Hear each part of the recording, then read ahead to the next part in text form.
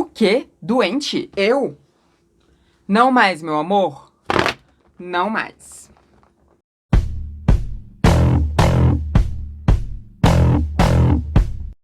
Oi, gente, tudo bom? Então, hoje a gente vai aqui começar esse ano, porque esse é o primeiro vídeo de 2022 aqui na transmissão, falando de coisa boa. Inclusive, né, lembrando que janeiro é o mês da visibilidade trans. E que jeito melhor de começar esse mês da visibilidade trans, que jeito melhor de começar esse ano de 2022 que a gente torce para que seja bom, porque os 2 últimos anos foram uma desgraça, né? Na verdade, você mora aqui no Brasil, né? Os últimos 3 anos e meio foram uma desgraça. Mas enfim, a gente começa aqui esse ano da melhor forma possível, que é deixando de ser doente mental pela OMS, pelo CID, pelo Manual de Diagnósticos de Doenças. Quer dizer, Manual de Diagnóstico de Doença não, porque já é o DSM, já é outra coisa. A gente está falando aqui do CID, que é o Código de Identificação de Doenças Internacional, usado no mundo inteiro. E acontece que de tempos em tempos, essa classificação internacional de doenças, né, o CID, ele vai sendo alterado de acordo com os estudos, com, enfim, o avanço da ciência mesmo, o avanço do entendimento das coisas que ora são consideradas doenças, ora se descobre que não são mais doenças, ora descobre que precisa de uma nova classificação, de um novo jeito de lidar com essas questões. Então, por isso, o CID, de tempos em tempos, ele vai se reformulando. E, em 2018, a gente teve o anúncio do próximo CID, que veio a ser o CID 11, esse que eu tô falando aqui em questão. Então, em 2018 foi anunciado que a gente teria o CID e ele passou a valer agora em 2022. O CID 11, porque o CID 10 já estava valendo já há um bom tempo. E quando a gente teve o anúncio desse CID 11 lá em 2018, eu fiz um vídeo aqui no canal falando com vocês sobre isso, porque o CID 11 ele veio para mudar muitas coisas, inclusive a classificação de transgeneridade. Se você ainda não assistiu esse vídeo, você pode vê-lo clicando no card aqui em cima. Mas acontece que, apesar de transgeneridade não ser uma doença mental, ela foi, assim, tratada durante muito tempo na nossa história, na história do nosso mundo, né? E quando a gente fala dos meios de saúde, obviamente que era assim também. E acontece que no CID-10 a gente estava designada lá em uma parte dessa classificação de doenças, que era a parte que classificava doenças mentais, doenças de desordem mental. E lá estávamos nós, pessoas trans, no bendito CID 10F64. E eu vou ler aqui para vocês direitinho o que dizia no CID 10F64. CID 10F64, transexualismo. Trata-se do desejo de viver e ser aceito enquanto pessoa do sexo oposto. Esse desejo se acompanha, em geral, de um sofrimento de mal-estar ou de inadequação por referência ao seu próprio sexo anatômico e o desejo de submeter-se a uma intervenção cirúrgica ou a um tratamento hormonal, a fim de tornar seu corpo tão conforme quanto possível ao sexo desejado. Era desse jeito que a gente era classificada, né? Tipo, com a disforia sendo o que definia a gente enquanto pessoas trans. E essa era a classificação que eu estava, apesar de eu não ter recebido, né, um laudo ali com o meu CID. Quer dizer, eu acho que não recebi. Agora eu fiquei na dúvida, porque eu fiz a cirurgia de redesignação sexual. Então pode ser que alguns dos profissionais com quem eu consultei tenha colocado esse CID, mas eu acho que não. Acho que não colocaram não, porque já não estava mais comum se colocar CID de transgeneridade nessas coisas, né? Mas enfim, esse era o CID da transexualidade, ou transexualismo, como eles gostavam de dizer. Mas, se você está se perguntando se não tinha nenhuma outra classificação, se a gente só poderia ser validada de acordo com a disforia, a gente tinha também o CID 10F64.1, que era travestismo bivalente. Se você está achando esse nome assim conhecido de alguma forma, deve ser porque você assistiu aquele vídeo que eu fiz falando sobre a diferença entre mulher trans e travesti. Se você não viu ainda esse vídeo, você pode vê-lo clicando no card aqui em cima. É um vídeo muito bom, viu, gente? É um dos vídeos que eu mais me orgulho aqui do canal, porque naquele vídeo eu entreguei muito. Então, se você não assistiu ainda, vai lá ver, porque é informação, gente. É informação com artigo na cara, porque a gente trata assim aqui na transmissão. Mas enfim, deixa eu ler aqui a classificação de travestismo bivalente do CID 10F64.1. Esse termo designa o fato de usar vestimentas do sexo oposto durante uma parte da sua existência, de modo a satisfazer a experiência temporária de pertencer ao sexo oposto, mas sem desejo de alteração sexual mais permanente ou de uma transformação cirúrgica. A mudança de vestimenta não se acompanha de excitação sexual. Assim, pelo menos estava dizendo que não acompanha uma coisa sexual, né? Que isso não estava ligado a um desejo de, enfim, fazer sexo dessa forma, né? Não necessariamente, porque aí seria crossdresser, que, enfim, não é nada a ver com transgeneridade, nem travestilidade, nem nada do tipo. Laverne, não mexe na minha água, por favor. Mas tinha essa coisa, né? De separar a gente em quer fazer cirurgia, não quer fazer cirurgia. Uma coisa bem tosca, né? Tosca, tosca, tosca. E tinha também o CID-10F64.2, que ele tratava de transtorno de identidade sexual na infância, que ele também tinha uma classificação que, enfim, eu vou ler pra vocês, ó. Transtorno que usualmente primeiro se manifesta no início da infância e sempre bem antes da puberdade, caracterizado por um persistente e intenso sofrimento com relação a pertencer a um dado sexo, junto com o desejo de ser, ou a insistência de ser de que se é do outro sexo. Há uma preocupação persistente com a roupa e as atividades do sexo oposto e repúdio do próprio sexo. O diagnóstico requer uma profunda perturbação de identidade sexual normal. Não é suficiente que uma menina seja levada ou traquinas ou que um menino tenha uma atitude afeminada. Os transtornos de identidade sexual nos indivíduos púberes ou pré-púberes não devem ser classificados aqui, mas sobre a rúbrica do F66, que eu não vou ler para vocês o F66, não. Aí, enfim, né, tinha outras partes aqui dizendo 10F64.8, outros transtornos de identidade sexual, 10F64.9, que é transtorno não especificado de identidade sexual, e que eu acho que esses outros dois poderiam se encaixar ali as pessoas que são não binárias, mas ele não dava detalhamento, então ficaria a cargo do profissional de saúde decidir qual seria nossa classificação aqui nessa doença. Aí tem também o transtorno de preferência sexual, que já era o 10F65, e lá entrava várias questões fetichistas, inclusive entrava ali os crossdresses, sobre o nome de travestismo fetichista. Um show de horrores, né, gente? Sim, um show de horrores. Era horrível o CID-10F64. O CID-10 em si, né, ele já estava bem desatualizado, porque, volto a dizer, né, as coisas vão se atualizando, e o CID-11 também, daqui a alguns anos, ele vai estar desatualizado em alguns aspectos. Não tudo, porque também não é tudo do CID-10 que estava desatualizado, né? Eu tô falando aqui especificamente da questão de transgeneridade. Ele também estava desatualizado na questão de autismo. Isso eu vou falar no próximo vídeo, né? O vídeo de quinta-feira. A gente também vai estar discutindo o CID, mas sobre o aspecto do autismo. Porque eu também sou autista, né? Tá ali um selozinho justamente para não deixar vocês esquecerem disso. Mas aí, com o entendimento que a gente tem hoje em dia de que transgeneridade não é doença, a gente teve mudança no CID e eu vou ler aqui para vocês. E aqui do lado vocês vão ver como é que tá o CID-11, né? E aqui embaixo também, enfim, na caixa de descrição tem o link ali do CID-11 para você poder dar uma olhada ali em tudo que você quiser do CID-11, porque a gente tem disponibilidade de olhar ele sempre que a gente bem entender, tá? Tá lá o site certinho, bonitinho pra gente. E aí, no CID-11, a gente tem ali separado dessa forma. A gente vai descendo ali até a parte da classificação 17, que é onde tá condições relacionadas à saúde sexual. Aí lá é que a gente vai ter os códigos, né? Então, agora a transgeneridade tá no CID-11HA60, que tá ali em congruência de gênero. E a gente tem 3 classificações ali da transgeneridade. A gente tem o HA60, que é incongruência de gênero na adolescência ou na idade adulta, que é onde eu entraria, já que eu iniciei minha transição de gênero na idade adulta, apesar de sempre ter sido trans, né? Porque aqui é mais, tipo, o momento em que a pessoa enfim, transiciona, porque é o momento que a gente vai atrás também de médicos e tudo isso para poder falar a respeito da transgeneridade. Aí a gente tem também o CID-HA61, que é a incongruência de gênero na infância, que aí é quem inicia ali a transição na fase infantil, que inclusive, né, não é algo que o próprio CID aconselha de se fazer, né, ele só passa a reconhecer de fato quando a pessoa está na adolescência, né, quando ela entra na puberdade, já que eu vou ler aqui para vocês, mas isso não quer dizer que a pessoa ela só vai passar a ser trans quando ela iniciar ali a puberdade, que é quando ela inicia o tratamento hormonal dela.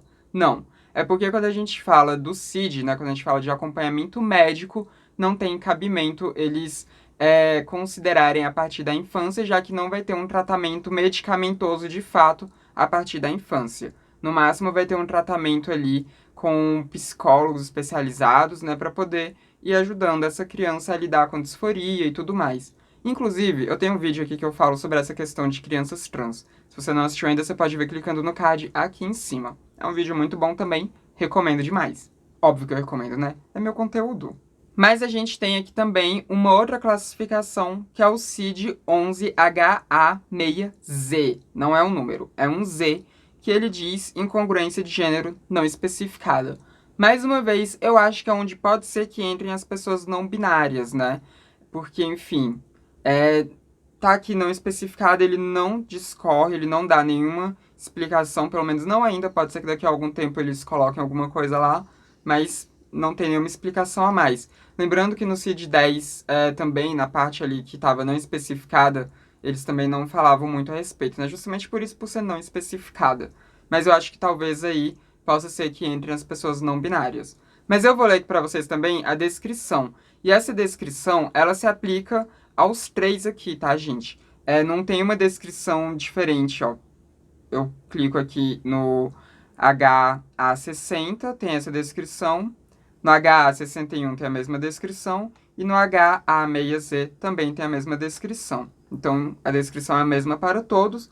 E eu vou ler aqui com vocês. Ela diz o seguinte: a incongruência de gênero da adolescência e idade adulta é caracterizada por uma incongruência marcada e persistente entre o gênero verificado de um indivíduo e ao sexo atribuído, o que muitas vezes leva a um desejo de transição, a fim de viver e ser aceito como uma pessoa de vívido gênero, por meio de tratamento hormonal, cirurgia ou outros serviços de saúde para que o corpo do indivíduo se alinhe, tanto quanto desejado e na medida do possível, com gênero vivenciado. O diagnóstico não pode ser atribuído antes do início da puberdade. O comportamento e as preferências das variantes de gênero por si só não são uma base para atribuir o diagnóstico. Perceberam como está muito diferente, como está muito melhor? Porque agora ele não assume que a gente só é trans se a gente quiser uma cirurgia. Porque ele diz aqui, muitas vezes leva ao desejo de transição. Ele não falou que sempre leva ao desejo de transição. Isso quer dizer que no CID-11 há um reconhecimento de pessoas trans que simplesmente não transicionam, por seja lá qual motivo for. Porque as pessoas continuam sendo trans, mesmo sem iniciar a transição de gênero. Porque, enfim, né? Cada pessoa com as suas questões ali. Mas ainda tem uma coisa, né, mais medicamentosa, até porque a gente tá falando de manual de... manual não, sempre quero falar manual, mas a gente tá falando de uma classificação de identificação de doenças. E é já que eu vou falar sobre essa questão específica das doenças, tá, gente? Mas enfim, a gente está falando de algo que é um código para os médicos. Então, ele vai estar voltado para o que os médicos podem fazer quando atendem uma pessoa trans. Então, transição aqui, né, para eles, tá ligado diretamente à hormonização e às cirurgias. Porque são as coisas que, de fato, os médicos vão lidar, né? Lembrando que psicólogo não é médico, né? Psiquiatra é médico, psicólogo não.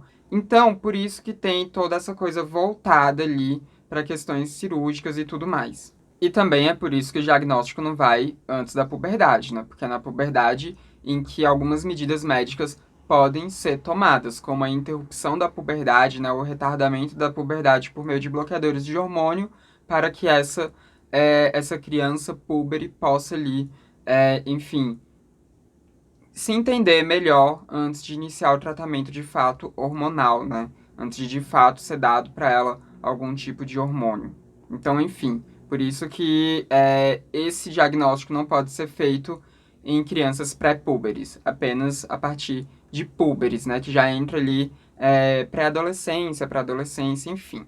Agora vamos aqui falar da palavra doença em si, né? Porque aqui a gente está falando da Classificação Internacional de Doenças, do CID, e a gente ainda tem um CID.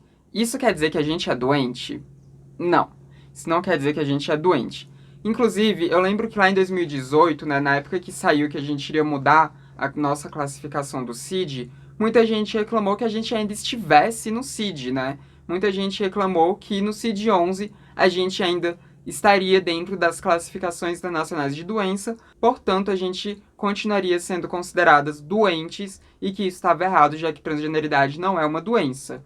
E sim, gente, transgeneridade não é uma doença. Mas a gente tem que lembrar que quando a gente fala de uma classificação internacional de doenças, né, da Organização Mundial de Saúde, a gente está falando de uma classificação que vai ser usada no mundo inteiro. Não é uma classificação que vai ser usada só em um país ou outro. Não. Isso daqui é um código para todo o mundo usar. Então, eles precisam levar em consideração a realidade do mundo, não apenas a realidade de um país ou outro. Eles não vão levar em consideração apenas como as coisas funcionam para as pessoas trans, sei lá, na Suécia. Não. Eles vão levar em consideração o mundo inteiro para poder definir essas classificações. Então, por isso que a gente continua tendo um CID. Por isso que a gente continua ali tendo uma classificação no código de doenças. Por isso que eu aqui, por mais que eu não tenha uma doença relacionada à transgeneridade, porque isso não existe, eu continuo estando ali no CID 11H... Gente, eu até esqueci aqui. 11HA60. Demorar um pouquinho para eu lembrar desse nome. Tava tão acostumado com o F64. Mas enfim, isso existe porque várias pessoas trans precisam de atendimento médico, né? A gente precisa ter o nosso direito à saúde respeitado. A gente precisa fazer todas as coisas que acalmam a nossa disforia. E para muitas pessoas trans, para a maioria das pessoas trans, o que funciona para acalmar a disforia é justamente entrar com tratamento hormonal, que aí entra aqui, né, a ação dos médicos, e também intervenções cirúrgicas em muitos casos, que entra também aqui intervenção dos médicos. E aí, como é que a gente vai ter isso sendo assegurado se a gente não tiver um CID? Como é que países como o Brasil, por exemplo, que oferecem pra gente ambulatórios trans em algumas partes do país, porque infelizmente não é em todo o país que a gente tem, mas em algumas partes do país, como aqui em Brasília, a gente tem um ambulatório trans, onde nós temos acesso público gratuito ali de profissionais de saúde que nos atendam. A gente tem acesso a endocrinologista para poder acompanhar a gente no tratamento hormonal. A gente tem acesso a psiquiatras para eles poderem dar ali um suporte emocional para a gente e psicólogos também para dar esse suporte. E a gente também tem acesso à assistência social, que ali está entre os profissionais que a gente tem que consultar antes de fazer cirurgia. Então, os ambulatórios trans, eles oferecem gratuitamente para a gente todos os profissionais que a gente precisa para fazer uma transição segura e, quem sabe, fazer uma cirurgia de redesignação sexual ou de mastectomia, enfim, né? A cirurgia que a gente precisar fazer ali, sendo assegurada pelo nosso sistema de saúde, pelo nosso sistema público de saúde. E o Brasil não é o único país que tem isso. A gente tem também Cuba, que oferece cirurgias gratuitas, e aí precisa de acompanhamento com profissional também. A gente tem vários países na Europa que também fazem esse trabalho. A gente tem, enfim, em muitos lugares do mundo, saúde pública cuidando de pessoas trans. Quer dizer que cuida de forma perfeita? Não, não é isso que eu tô falando, tá, gente? Não é isso que eu tô falando, mas a gente tem esse direito aqui no nosso país e em muitos outros países. Se a gente para de ter um CID, fica muito mais difícil da gente convencer outros países a adotarem essas medidas também, e fica também muito mais difícil da gente convencer os governantes dos nossos países, né, no caso aqui do Brasil, para que eles mantenham esse tipo de programa. Porque se não tem o CID, eles podem simplesmente dizer que se não tem o CID, isso não é tão necessário, isso seria algo puramente estético, e aí o governo não tem que fazer nada a respeito, a gente que se vire. Então, a gente continua ali dentro da classificação internacional de doenças, a gente continua tendo um CID, né? O CID HA60, acho que eu tô começando a lembrar aqui. A gente tem isso justamente para assegurar que em vários países a gente possa ter direitos de pessoas trans respeitados no âmbito da saúde. É simplesmente por isso. Não quer dizer que a gente seja doente, porque o próprio CID, a forma como ele foi escrita, ele não coloca mais a gente como uma pessoa doente. Tanto que a gente não está mais relacionado à parte de doenças e transtornos mentais, e agora a gente está relacionado à parte de condições relativas à sexualidade. Ou melhor, condição relacionada à saúde sexual. Viu só? Saúde sexual não quer dizer que a gente seja doente. são simplesmente medidas para garantir que a gente tenha a nossa saúde sexual respeitada. Pode ser, e eu torço para isso, né, que no futuro, daqui a sei lá quanto tempo, a gente não precise mais estar no CID, né, que seja tão comum todas as coisas que nós, pessoas trans, precisamos no âmbito da saúde, que já seja, assim, de praxe nos países que essas medidas sejam adotadas. Mas não é a realidade que a gente tem no momento, então, no momento, a gente precisa, sim, de um CID. E é isso. Mas, enfim, eu quero muito saber o que você pensa disso tudo, então não esquece de comentar aí embaixo como que você está se sentindo em relação a essa mudança no CID, se você gostou e tudo, enfim. Comenta aí embaixo o que você quiser sobre essa questão de nós não sermos mais consideradas pessoas doentes mentais. E também queria pedir encarecidamente para que, caso você possa, você se torne um membro daqui do canal, porque assim o seu nome pode aparecer aqui do lado. Olha quanta gente incrível que tem aqui apoiando a transmissão. E também você pode, dependendo do nível ali que você tiver, inclusive, indicar temas de vídeos pra gente, né? A gente tem live exclusiva para isso, para poder decidir essas coisas. E também você tem acesso a emojis exclusivos. Então, enfim, ser membro daqui da transmissão é muito legal. Então, torne-se membro se você puder, e se você não puder, dê o seu like, porque isso já ajuda muito. Copie esse link, sai compartilhando em todo canto, porque assim você ajuda a espalhar a palavra de transmissão pelo mundo. E também não se esqueça de se inscrever no canal, caso você não seja inscrito ainda. Esse foi mais um vídeo do Transmissão, canal sem tema. A gente se vê na próxima. Até mais.